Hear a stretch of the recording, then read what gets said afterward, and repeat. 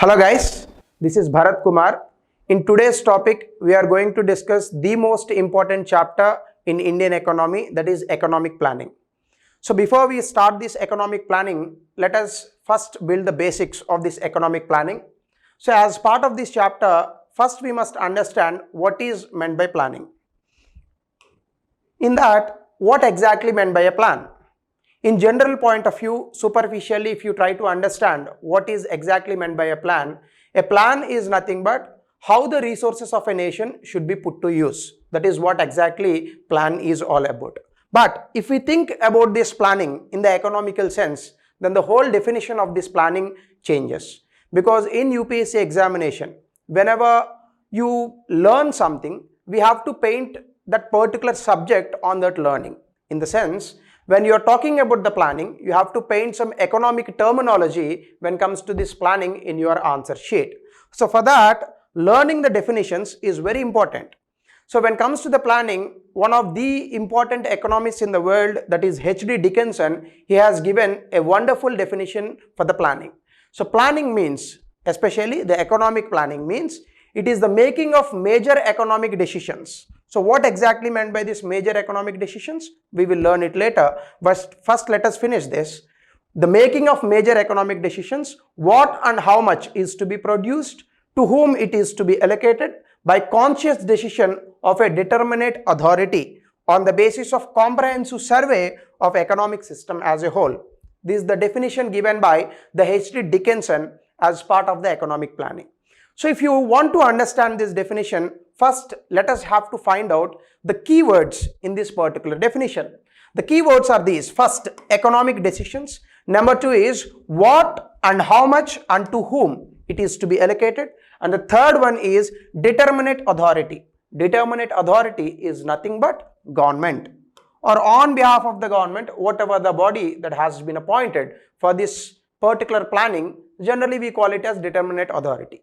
Like in India, once upon a time, the determinate authority was Planning Commission, but today the determinate authority is Niti Aayog.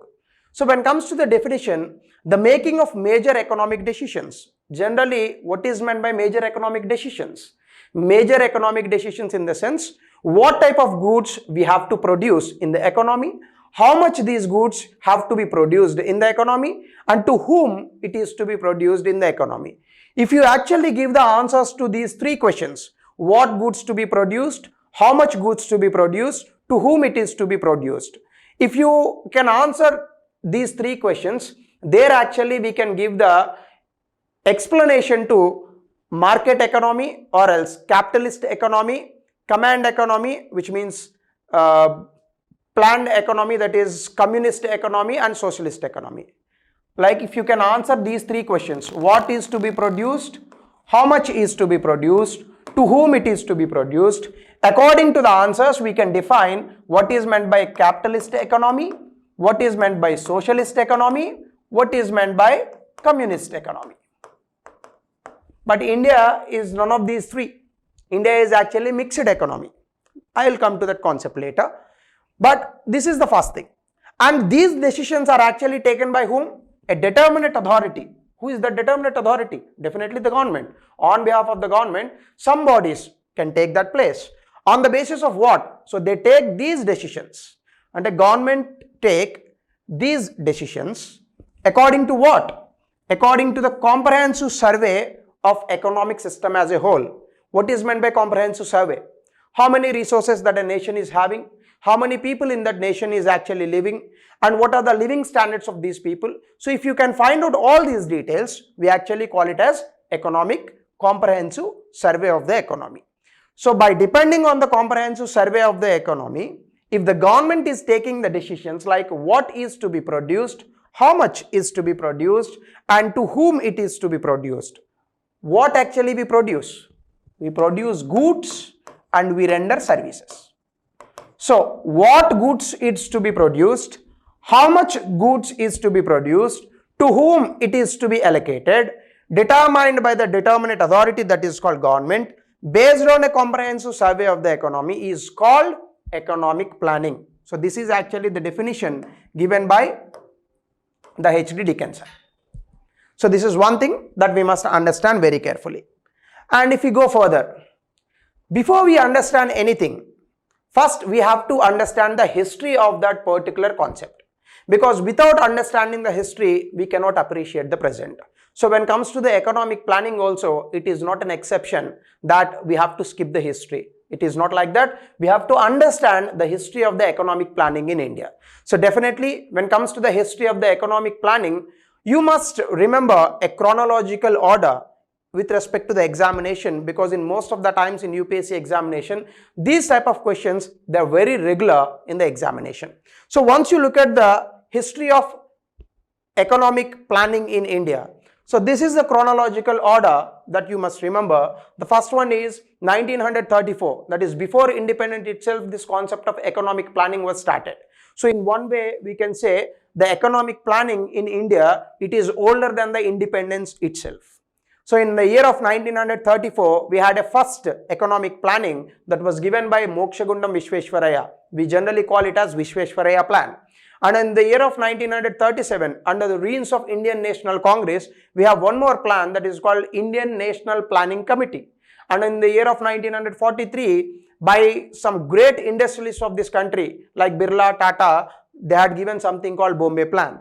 And in the year of 1944, we have a very important plan that is called Gandhian Plan. And in the year of 1945, the People's Plan, it was given by the socialist called M.N. Roy. Of course, apart from these 5 planning which I have displayed on the screen, there are some other plans like Sarvodaya Plan, which is given by the Jayaprakash Narayanan. But in generally, these 5 are the most important plannings which are part of the history in India. So if we go into the further details of this planning, first, Sir Mokshagundam Visvesvaraya, this is the most important plan which came in the year of 1934. He was born in 1961. He was one of the greatest personalities in India who received the Bharat Ratna Award, and he was the Diwan of the Mysore. And after that, he was the great engineer on whose birthday actually we celebrate India Engineers Day, that is 15th September. So this man who was an engineer, he gave something called Mokshagundam Visvesvaraya Plan. We generally call it as Visvesvaraya Plan. So if you go into the minutes of this particular plan, he was the first actually to advocate the idea of planning is very much required for India. Because you all know, by the time Britishers came to this country, India was not actually a country. It was more or less balkanization of India into different kingdoms or territories. We have so many kingdoms. In the history part, you have learned most of these things. But after the Britishers came to this country, we definitely united this country politically. Once the political unification of India happened, there was a need for planning for India, because when all the countries were developing in the lines of industrial development, India was one of the countries in the world which never went into the path of industrial development. So Mokshagundam Visvesvaraya, for the first time in India, on a broader note, he found and he understood that a planning for India is very much required, and he wrote all these things in his book that is called The Planned Economy for India in the year of 1934. So what was the aim of Mokshagundam Visvesvaraya's plan was doubling the national income or doubling the income of the country in the next 10 years. So that was the plan given by that was the aim and objective given by the Visvesvaraya. And the main emphasis, like how this income can be doubled by industrialization. You all know what is exactly meant by industrialization. In the year of 1740, for the first time the industrialization happened in UK. Because of that reason, the UK was one of the finest countries in the world which almost occupied the world itself. In the lines of UK, many countries developed with this industrialization. But this industrialization never came to India, because Britishers, they never wanted to industrialize India, because if they had industrialized India, they would have lost the control on India itself. Because of that reason, Britishers always did deindustrialization of India rather than industrializing India. So Visvesvaraya said, if you really want to develop this country economically, and if you really want to improve the GDP or the economic growth of this country, what was inevitable was industrialization. With this industrialization only, you can double the income of the country. So that was the path chosen by Visvesvaraya in his planned economy for India. So this plan was more or less on the lines of United States of America, which means whatever the plan advocated by Visvesvaraya, it was actually based on the capitalistic mode. See, it was a capitalist mode, like allowing the private sector to improve the industrialization and also the private property in the country. It was on the lines of United States of America and Turkey. Of course, this plan never got the approval because it was under the reigns of Britishers, and once the independence was, independent movement was over, then we adopted different types of planning. Then ultimately this plan, it went into the ruins. So the basic policy was actually to avoid communist tendencies, because India was moving closer to this communist and socialist attitudes in the early era of independence. Visvesvaraya advocated opposite to it, because Nehru himself was a socialist. But Visvesvaraya said, socialism or communism is not good for this country. So definitely we have to concentrate more on capitalist mode of planning. At the same time, we have to industrialize the nation in the capitalist lines. So this was what Visvesvaraya thought. And this plan, it was drawn from the framework of capitalist economy, which I just explained to you.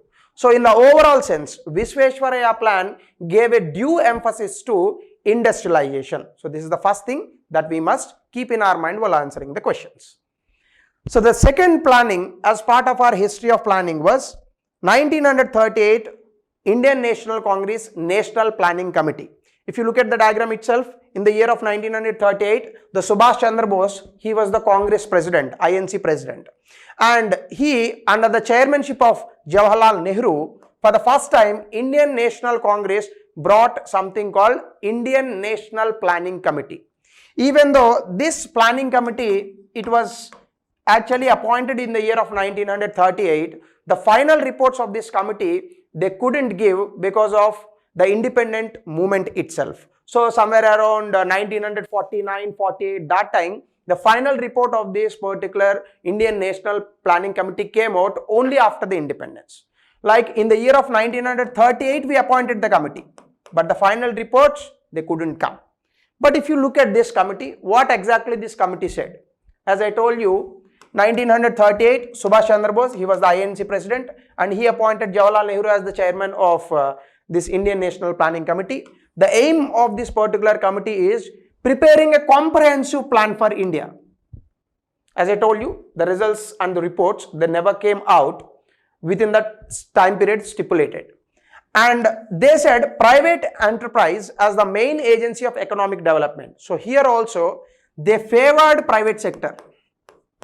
But of course, the favorable tones to the private sector after independence, they came only in 1990. Even though we advocated the private enterprise was the main agency of economic development, but still we could do this in reality only after 1990 reforms. So that is the strangest thing in this irony also.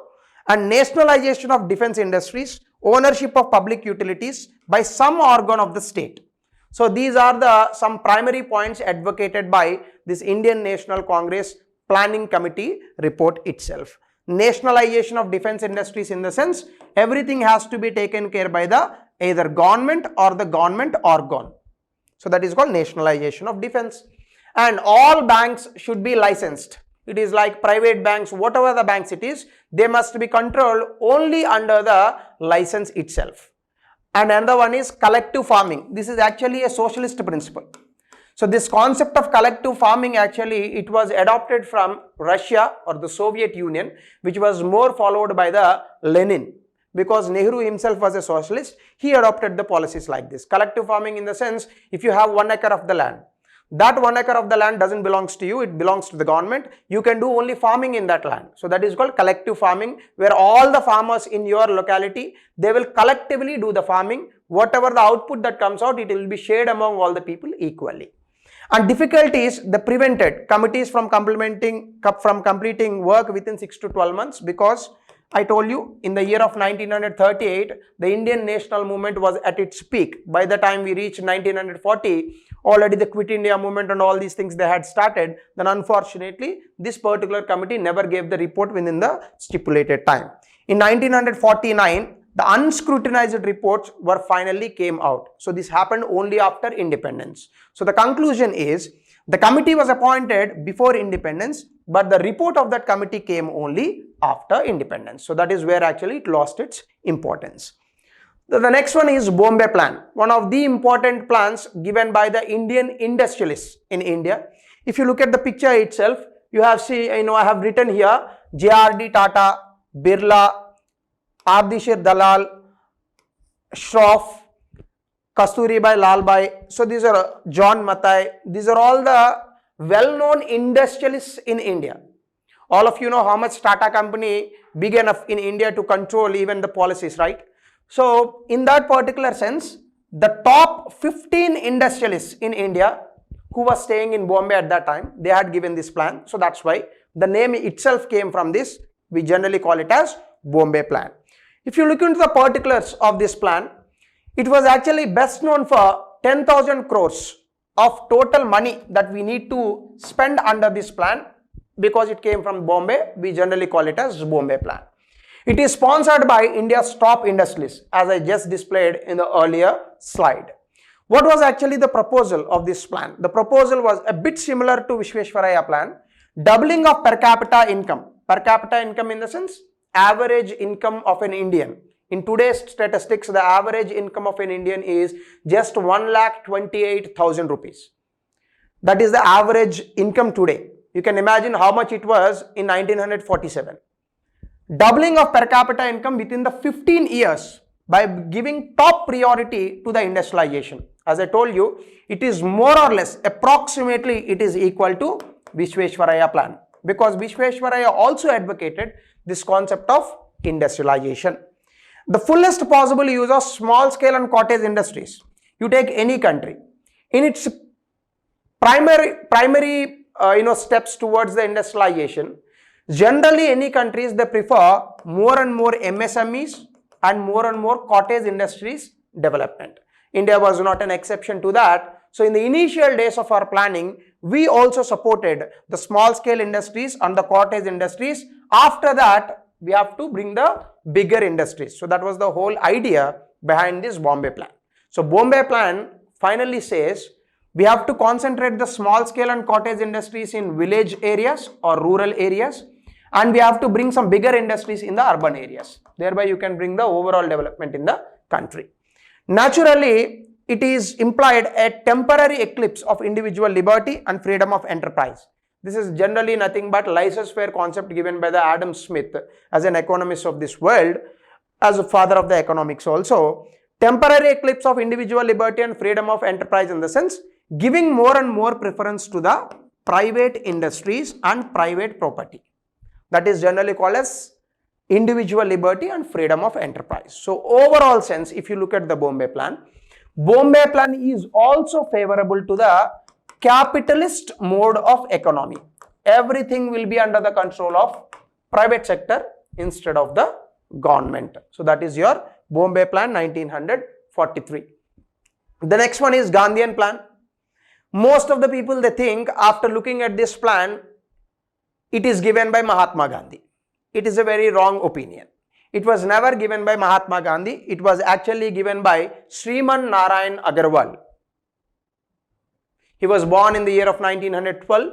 He was the person actually gave it this modest plan of giving more importance to the cottage industries, that too in the rural areas, because Gandhi himself always advocated something called rural development. Gandhi said this, rural areas are the backbone of the country. If you don't bring the rural development itself, then as a country, you cannot develop this nation. On these lines, the S.N. Agarwal brought this Gandhian plan. It was actually to bring about the decentralized economic structure. What exactly meant by decentralized economic structure? Instead of depending on big cities for the economic growth, depend on rural areas. That is called rural decentralizing economic structure in the sense. Instead of depending on more and more urban areas, it is better to depend on rural areas. That is your decentralized economic structure with self-contained villages. So rural development, village development, cottage industries, micro, medium and small scale industries, they are very important for the nation's development. That is what this plan was advocated for. So emphasis was on more on agriculture rather than the industry. So definitely the India itself was an agrarian economy. If you don't give more and more importance to the agricultural sector rather than giving more and more importance to the other sectors, those people who are dependent, more than 80% of the population at the time of independence, they were dependent on agriculture. Even in today's statistics itself, more than 50% of the Indian population, they're directly or indirectly dependent on agriculture and its allied activities. So India, it's an agriculture economy, it's an agrarian economy. One way or other, agriculture is part of our life. So definitely giving more importance to the agriculture than on industry in the early years of independence was very important. So this plan advocated a complete socialist model actually. Because the socialist economies like Russia or Soviet Union or the communist economies like China, in the initial years of their development, they gave more importance to the agriculture. And he advocated that India should also do the same. So this is about the emphasis was on agriculture than on industry. More of an essay in economic morality than a plan. So this was not actually a plan in the real sense. He gave more moral lectures, economic morality in the sense, morally definitely agriculture is very important, but how much agriculture is important, that much of importance is also there for the industries. You cannot improve the GDP with just agriculture. Agriculture is important for food security, but how much agricultural production you may increase, it will never give you the GDP. If any nation wants GDP, definitely apart from the agriculture, industries and service sector, they play a very, very crucial and pivotal role when it comes to the economic growth. So more or less when you say emphasis should be given on agriculture, yes, emphasis should be given on agriculture, but for food security purpose. But whereas if you want the economic growth, you should give importance to the industries also. So more or less this plan, in reality actually, it was like a moral class rather than a plan itself. So that was the criticism given to this plan. And it preached the virtues of simplicity, manual labor, local self-sufficiency, decentralization, independent villages. As I told you, these are all moral lectures, not exactly as a plan. You cannot develop the nation by simply depending on agriculture sector. You need industries, you need transportation, you need banking, you need service sector, you need railways, you need roads, you need airports, you need ports. Lot of infrastructural development is needed because that is the lifeline of the economy. Simply by depending on agriculture sector or simplicity of the humans or manual labors, local self-sufficiency, decentralization, they're all moral lectures actually. They're not actually a plan. So it anticipated Panchayat Raj system. Of course, we have brought this. The first Panchayat Raj system came in Rajasthan in the year of 1959. And after that, we have brought the 73rd, 74th Amendment Acts. We have given the constitutional priority to the Panchayat Raj systems. So one way or other, some concepts of this Gandhian plan was actually implemented in the country. So this is about the S.N. Agarwal Gandhian plan. And the last but not least is the M.N. Roy's plan. So M.N. Roy is a socialist. He is an ardent follower of Marx, Karl Marx. So this he published from Moscow itself, from Russia itself, from Soviet Union, his major reflections and observations on India. And in the journal called Vanguard, he wrote about how a plan should be like in India as far as the Indian economic development is concerned. And of course, there are some other publications also he gave in terms of Indian economy. And he returned to India in the year of 1930. And after that only the communist parties in India, they actually started. And he wrote a manuscript also like the philosophical consequences of modern science. And in 1937, he started a weekly of independent India. Apart from that, when it comes to the plan, the M.N. Roy's plan is very popularly known as People's Plan. And as I told you already, he himself is a socialist and an ardent follower of socialism and Karl Marx. He brought a plan called Socialist Plan. This Socialist Plan generally talks about people and agriculture sector because socialism itself is people-centric. Capitalism is industrial-centric. So this particular plan, it proposed an investment of 15,000 crores over 10 years. And the aim of this program or the plan was 400% of increase in growth in agriculture sector, 600% of increase in growth in industrial sector. But the point is how we can do that. You can put the targets as much as you like. But what is the means that will take you to that goal or the target, that is more important. So People's Plan, it assumed the necessity of socialism in the country. As I told you, he was an ardent follower of socialism. So definitely he brought a socialist plan, and he proposed a vigorous control of industry. So he was against the private sector. He said always, whatever the industry and whatever the businesses like commerce is there in the country, they have to be controlled by the government itself. There should not be any intervention of private sector. So it is completely opposite to the Visvesvaraya plan and as well as the Bombay Plan. So this plan also attached some importance to agriculture development. From here itself you can find it out. So more or less M.N. Roy's People's Plan was on the lines of Soviet Union's thought process, or else Karl Marx things given in the people-centric point of view. So this is about M.N. Roy's plan. So this is the previous prelims question as part of the economic planning. But of course, after 2014, when we discontinued the planning commission and replaced the planning commission with the Niti Aayog, the type of questions and the trend of economic planning questions in UPSC examination has changed. But looking at the previous questions always gives us knowledge what exactly the trend followed by UPSC when it comes to the different chapters and different subjects in the UPSC examination. So this is one previous question about the planning itself. If you look at India's first planning blueprint was given by Mr. Visvesvaraya. So definitely according to our discussion, the first statement itself is a correct one. His book Planned Economy for India, published in 1934, proposed a 5-year plan. This also we discussed as part of our discussion. So this is also a right statement.